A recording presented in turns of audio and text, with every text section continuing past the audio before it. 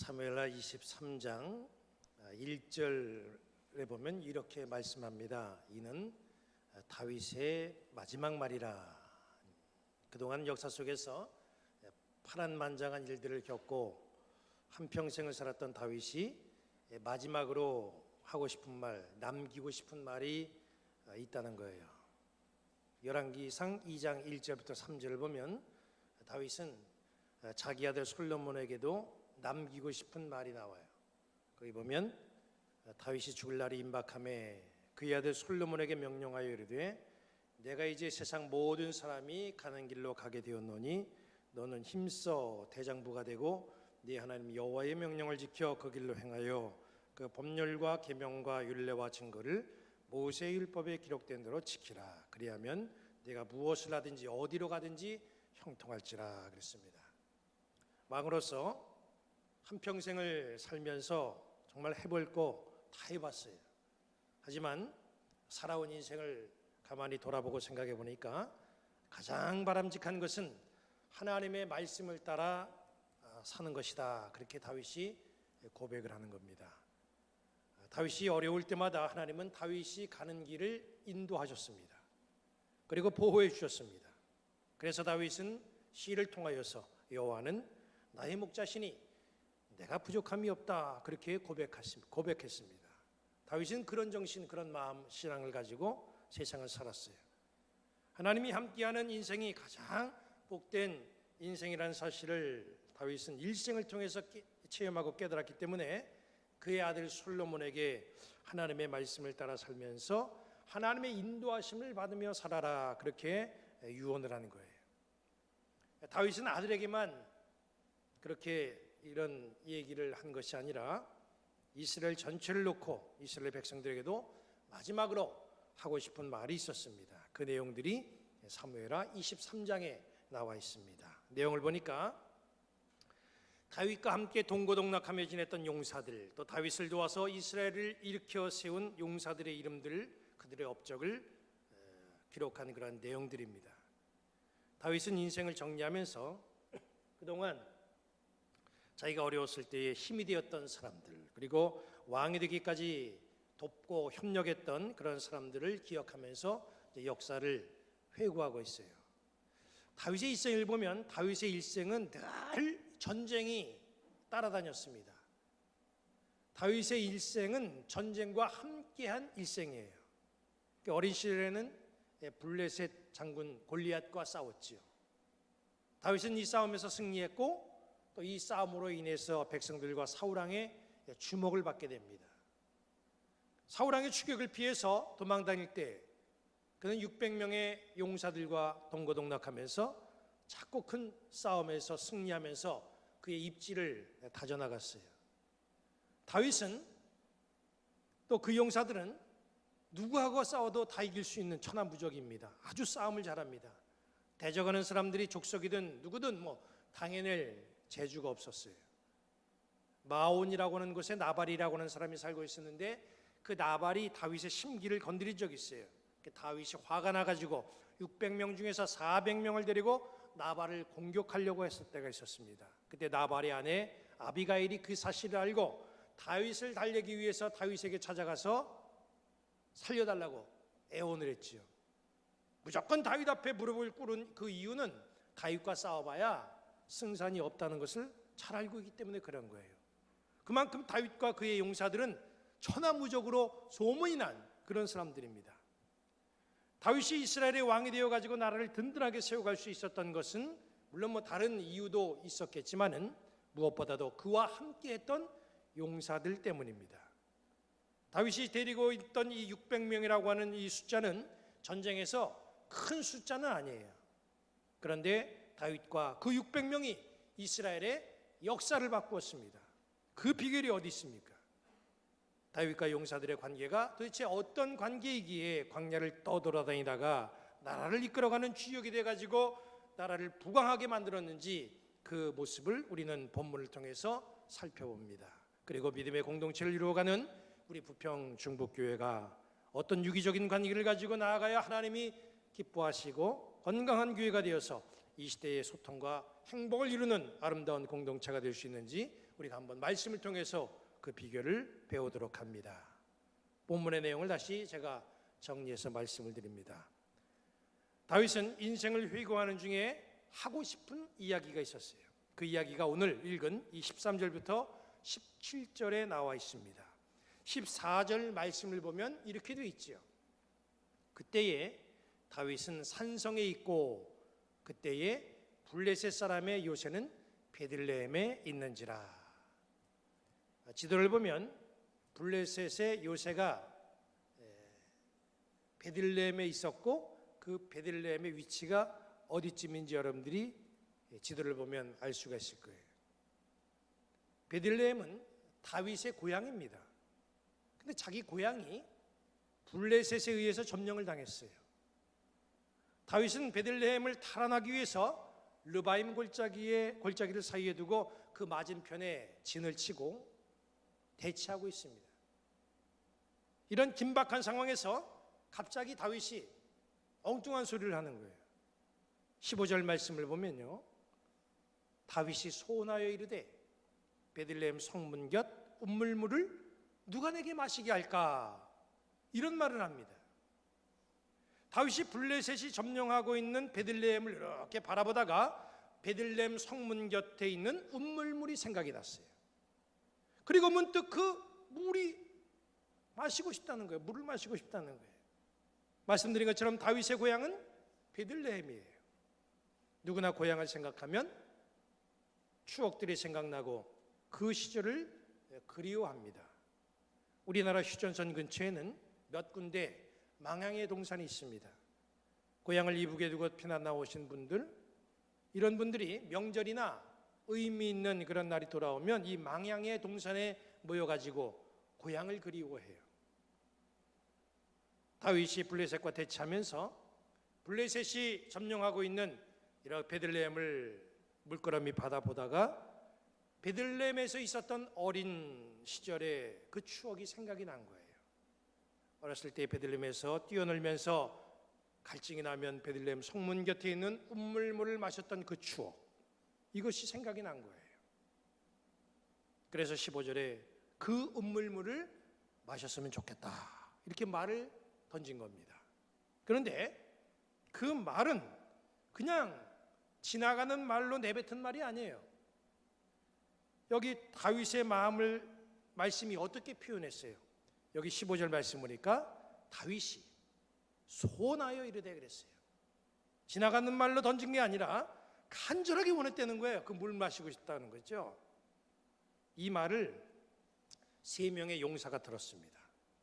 이 3명의 용사가 그 말을 듣자마자 블레셋 진영을 돌파해서 베들레헴 성문 곁에 있는 운물물을 길어다가 다윗에게 갖다 바칩니다. 물을 길어온 용사들을 다윗이 보고 깜짝 놀랐어요. 말 한마디에 어느새 가서 물을 길어온 거예요. 다윗은 용사들이 적진으로 뛰어들어가 길어온 그 물을 받아들었어요. 그런데 그 물을 마시지 않고 하나님께 부어드렸습니다. 그리고 부하들의 그 충성스러운 모습을 보고 자기의 모습을 돌아봤어요. 우리는 이 다윗의 이야기 속에서 다윗과 그의 용사들, 왜 다윗의 공동체가 왜 천하무적인지 우리가 그 비결을 배워야 됩니다. 다윗과 그 무리들이 이스라엘을 바로 세우고 나라를 부강하게 하는 데는 그만한 비결이 있다는 거예요. 그 비결을 배워서 우리 믿음의 공동체가 건강한 공동체로서 갈수록 하나님의 영광을 나타내는 그런 소망이 있는 믿음의 공동체가 되어야 됩니다. 다윗과 그의 용사들 어떤 행동을 보였어요? 먼저 다윗의 용사들을 봅니다. 이 용사들은 다윗이 하는 말을 들었습니다. 베들레헴 성문 곁에 있는 그 운물물을 좀 마셨으면 좋겠다, 그 소원한 다윗의 말이 용사들의 귀에 들렸어요. 여기 앉아있는 우리가 그 무리 속에 있다고 한다면 우리 귀에 들린 그 다윗의 이 말을 어떻게 이해하겠습니까? 정말 기가 막힌 일 아니에요. 이스라엘은 블레셋과 대치하면서 긴장하고 있는 상태예요. 철병거로 무장한 블레셋과 전쟁을 이제 곧 치루해야 될 아주 긴박한 상황입니다. 이런 상황에서 물이 없어가지고 갈증을 느끼는 것도 아니고 단지 베들레헴에 대한 추억을 생각하며 그 물을 마시고 싶다고 말하는 다윗, 이걸 어떻게 이해해야 됩니까? 정신 나간 사람 아니에요. 게다가 베들레헴 일대는 지금 블레셋이 진을 치고 있어요.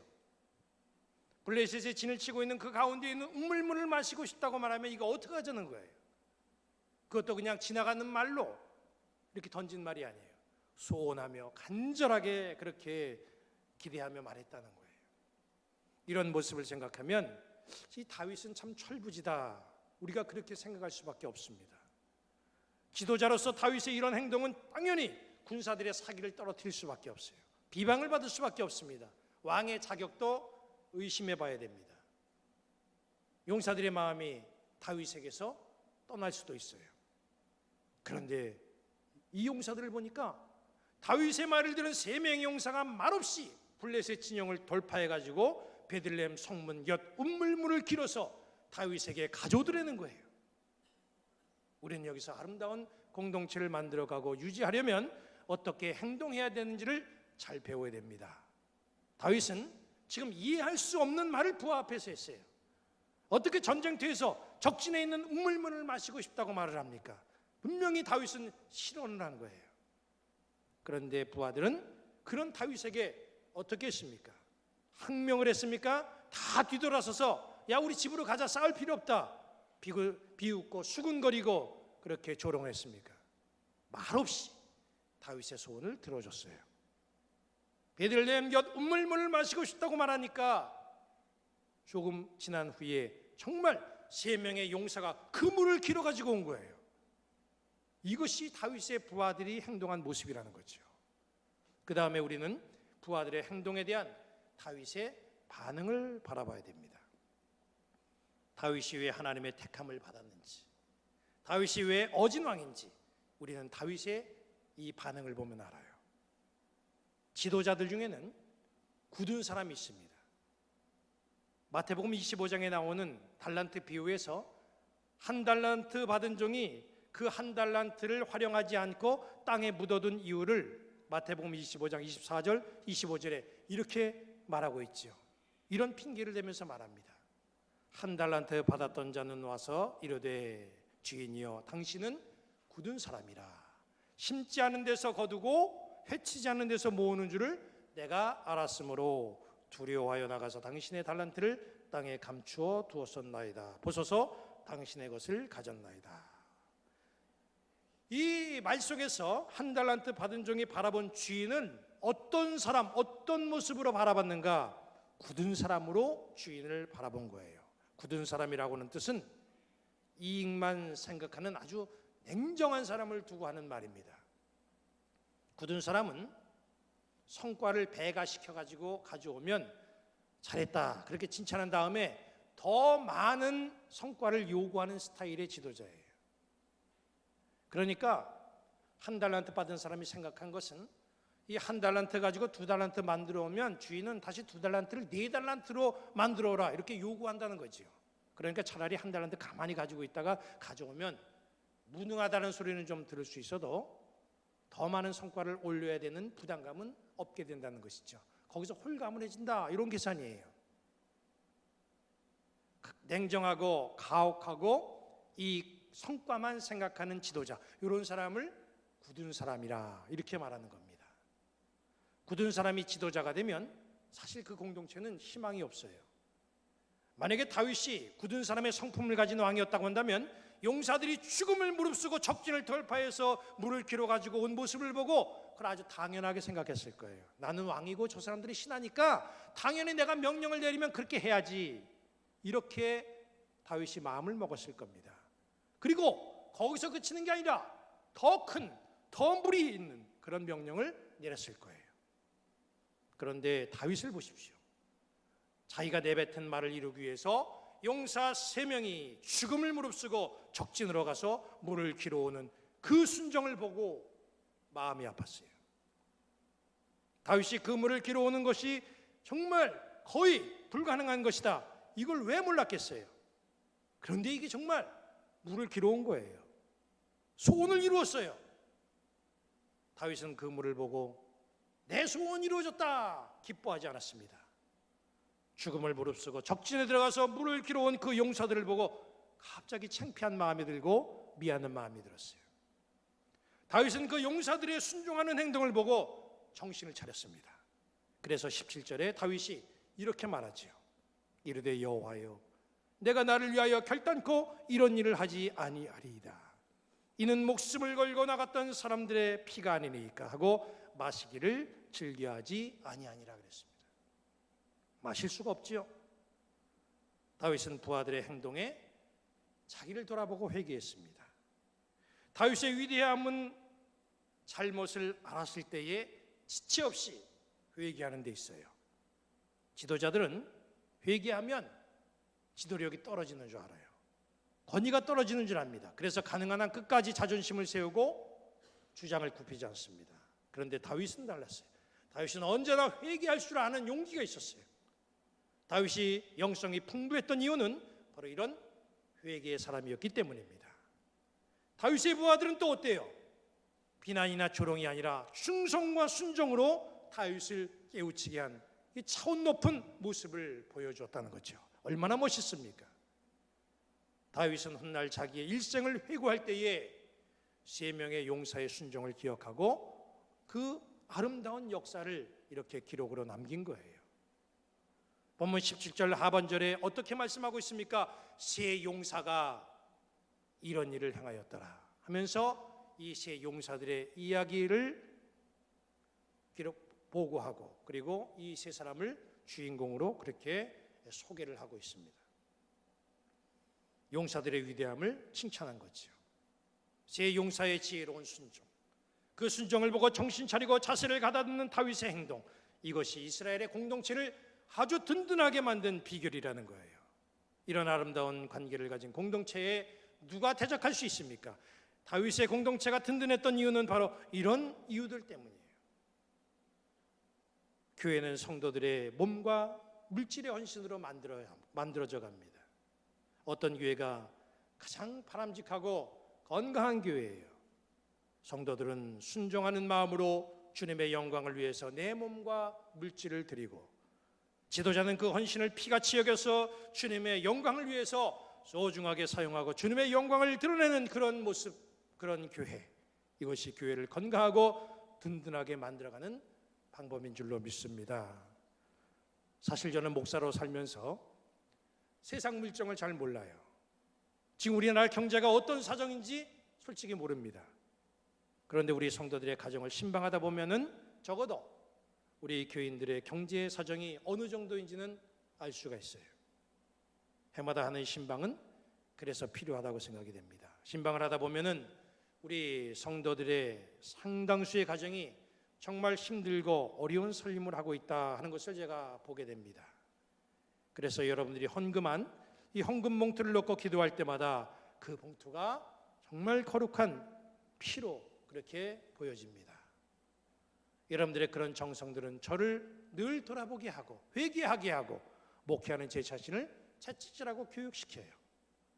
좋은 교회는 좋은 목사를 만들고 좋은 목사는 좋은 교인을 만들게 되어 있습니다. 그리고 그것을 이어가는 연결고리는 좋은 관계성이에요. 다윗과 그의 백성들은 정말 좋은 연결고리를 통해서 나라를 부강하게 만들었습니다. 바로 우리 교회가 그런 공동체가 되기를 원합니다. 하나님의 영광을 위해 지음받은 우리는 아름다운 관계성으로 주님의 몸된 교회를 건강하게 만들어가는 주님의 백성들이 되어야 됩니다. 로마서 8장 35절부터 39절까지를 읽고 말씀을 마치도록 하겠습니다. 누가 우리를 그리스도의 사랑에서 끊으리요? 혼란이나 곤고나 박해나 기근이나 적신이나 위험이나 칼이랴. 기록된 바 우리가 종일 주를 위하여 죽임을 당하게 되며 도살당할 양같이 여김을 받았나이다 함과 같으니라. 그러나 이 모든 일에 우리를 사랑하시는 이로 말미암아 우리가 넉넉히 이기느니라. 내가 확신하노니 사망이나 생명이나 천사들이나 권세자들이나 현재일이나 장래일이나 능력이나 높음이나 깊음이나 다른 어떤 피조물이라도 우리를 우리 주 예수 그리스도 안에 있는 하나님의 사랑에서 끊을 수 없느니라. 아멘.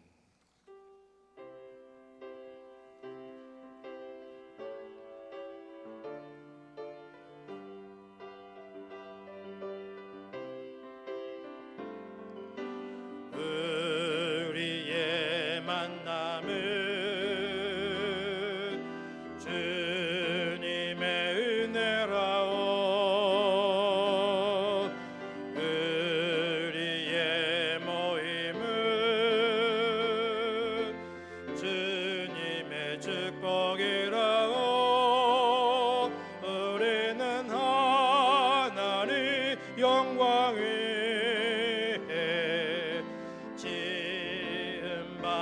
받았으니 우리를 하나님 나라 위에 충성되게 하소서.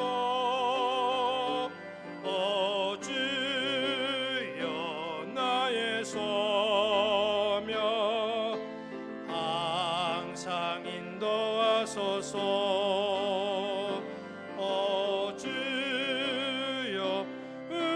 소명 항상 인도하소서. 우리의 모든 것 주여 인도하소서. 우리의 모든 것 주님께 바치옵니다. 오 나의 하나님 아버지여, 당신의 뜻대로 오 나의 하나님 아버지여 따라 살게 하소서.